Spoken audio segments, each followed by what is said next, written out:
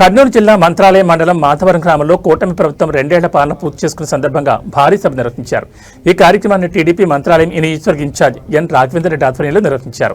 ఈ సభకు ముఖ్య అతిథిగా టీడీపీ జిల్లా అధ్యక్షురాలు గుడిసె కృష్ణమ్మ హాజరయ్యారు. కూటమి ప్రభుత్వం చేపట్టిన అభివృద్ధి సంక్షేమ కార్యక్రమాలను ప్రజలకు వివరించారు. కార్యక్రమానికి నియోజకవర్గంలోని కూటమి నాయకులు, కార్యకర్తలు, ప్రజలు పెద్ద ఎత్తున తరలివచ్చారు. సభ సందర్భంగా ఇటువంటి అవాంఛనీయ ఘటనలు చోటు చేసుకోకుండా పోలీసులు భారీ బందోబస్తు ఏర్పాటు చేశారు. ఈ సందర్భంగా మాట్లాడిన ఎన్ రాఘవేందర్ రెడ్డి స్థానిక ఎమ్మెల్యే వై బాలనాగిరెడ్డిపై విమర్శలు గుప్పించారు.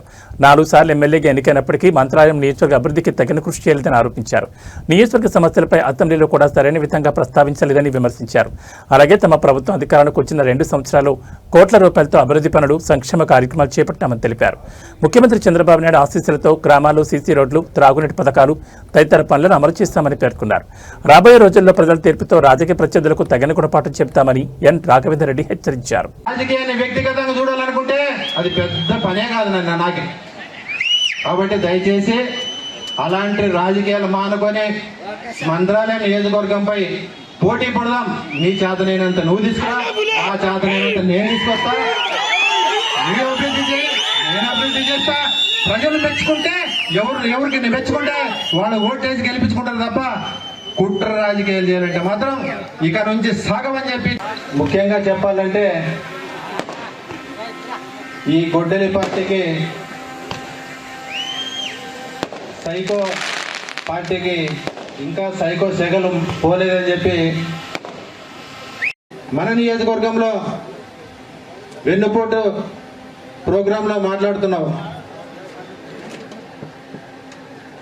నా బీసీలు ఉన్నంత వరకు, నా ఎస్సీలు ఉన్నంత వరకు నేను ఇట్లనే గెలుస్తా అన్నావు.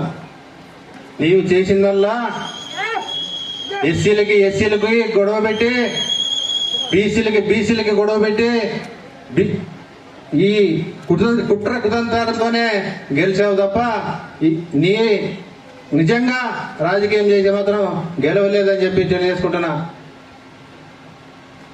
ముఖ్యంగా మన నియోజకవర్గంలో నువ్వు 4 సార్లు ఎమ్మెల్యేగా గెలిచావు. కనీసం ఒక్క రోడ్ అయినా పూర్తి చేయగలిగావా? నీవు 5 సంవత్సరాలు వైసీపీ ప్రభుత్వంలో నువ్వు సరే గతంలో అన్నావు నాకు అధికారం లేదని. నీకు అధికారం ఉండి, నీ ఎమ్మెల్యేగా ఉండి నీ రాక్షస పాలనలో కనీసం ఒక రోడ్డు అయినా, ఒక సిమెంట్ గ్రామాలైనా సిమెంట్ రోడ్ వేసినావు అని చెప్పి తెలియజేసుకుంటున్నా. ఈరోజు ఒక బీసీ బిడ్డగా ఈ నియోజకవర్గంలో ఉన్నటువంటి బడుగు బలహీన వర్గాల కోసం హార్నిషలు కను కష్టపడుతూ ప్రతి కష్టం నా కష్టంగా భావించి ప్రతి ఒక్కరికి సేవ చేస్తుంటే నీవు అది ఓర్చుకోలేక నీవు సైకో శాస్త్ర చేయడం అది కరెక్ట్ కాదని చెప్పి తెలియజేసుకుంటున్నా.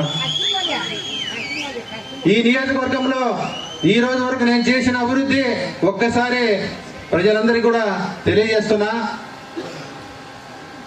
ప్రభుత్వ పరంగా, సంక్షేమ పరంగా వచ్చినటువంటి మొట్టమొదటిది అన్నదాత సుఖీభావ అయితే మన నియోజకవర్గంలో 78,484 మంది లబ్ధిదారులకు గాను 10,133 కోట్లు ఈ నియోజకవర్గం కూడా రావడం జరిగిందని చెప్పి తెలియజేసుకుంటున్నా. తల్లికి వందనం కింద 32,959 మందికి తల్లులకు ఖాతాలోకి 71.56 కోట్లు